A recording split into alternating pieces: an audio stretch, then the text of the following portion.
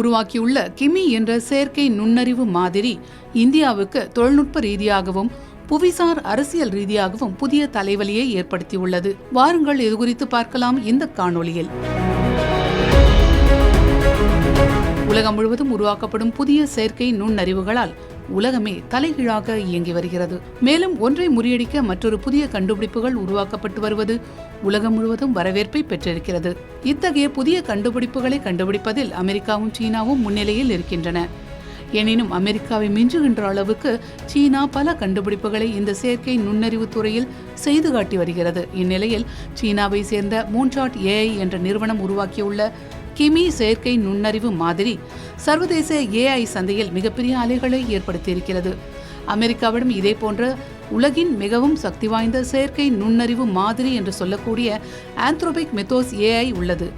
ஆனால் சீனாவிடம் அதே அளவு சக்தி வாய்ந்த செயற்கை நுண்ணறிவு மாதிரி என்று சொல்லக்கூடிய கிமி K3 அதாவது கிமி 3.0 உள்ளது.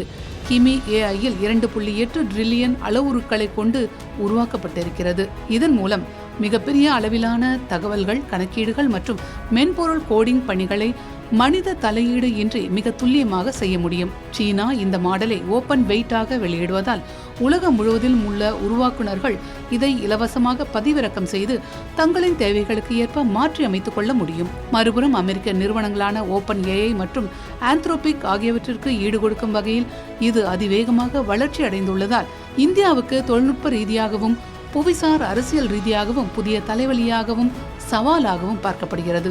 அமெரிக்காவும் சீனாவும் பில்லியன் கணக்கில் முதலீடு செய்து சொந்தமாக அதிநவீன AI அடிப்படை மாதிரிகளை உருவாக்கி வருகின்றன. ஆனால் இந்தியா பெரும்பாலும் வெளிநாட்டு AI மாதிரிகளையே நம்பியிருக்கும் சூழல் உள்ளது.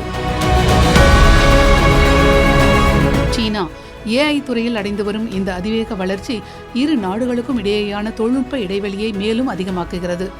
இது இந்திய AI சுற்றுச்சூழல் சீன தொழில்நுட்பத்தை சார்ந்திருக்கும் நிலையை உருவாக்கும். இன்னொரு புறம் கிமி போன்ற AI மாதிரிகள் சிக்கலான மென்பொருள் பயன்பாடுகளை நொடிகளில் உருவாக்கும் திறன் கொண்டவை. இதன் காரணமாக இந்திய IT துறையில் உள்ள வழக்கமான பணி வாய்ப்புகளுக்கு அச்சுறுத்தல் ஏற்படலாம். சீன நிறுவனங்களின் AI மாதிரிகளை பயன்படுத்தும் போது பயனர்களின் தரவுகள் மற்றும் ரகசிய தகவல்கள் சீன சட்ட திட்டங்களுக்கு உட்பட்டு சேகரிக்கப்படலாம் என்ற அச்சம் உள்ளது.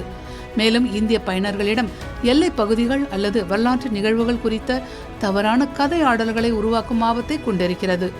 இந்தியா விரைவில் சொந்தமாக சூப்பர் கம்ப்யூட்டிங் உள்கட்டமைப்பை மேம்படுத்துவது மட்டுமே இதற்கான நிரந்தர தீர்வாக அமையும் என்கிறார்கள் வல்லுநர்கள்.